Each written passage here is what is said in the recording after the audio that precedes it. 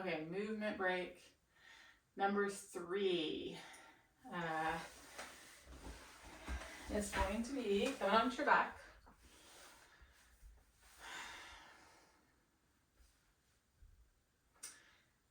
Reaching those arms up.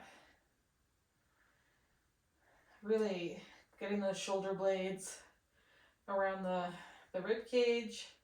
So we're in some flexion, really softening or relaxing that breastbone as you exhale.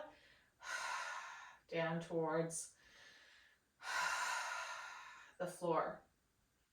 Letting the low front ribs fold in. Letting the low back fold. Reach, reach, reach. Could be this, could be this. From here, bring those feet and knees together. We're gonna roll onto the other side, okay? From here, we're gonna sit up, but you can keep your arm on the floor, but I want you to press up with the arm. So what I want you to do is straighten that leg so that we find and reach it so that you get an extension pattern through the spine to bring you up. From here, we're gonna flex. Here, extend. Flex. Extend, come down. Flex.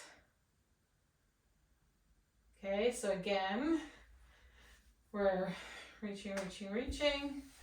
Feet, knees together. Roll yourself onto the side. We're going to let that extension be what brings us up rather than pushing up with the arm. Then we're going to let the spine flex. Then we're going to press up with the legs. Extend. Lower down. Let yourself flex to find your way back onto the back. Okay, so just problem solve that, letting the spine flex and extend, not using the hand. Do 2 or 3 to one direction, and then you're going to do 2 or 3 to the other direction. Give it a shot.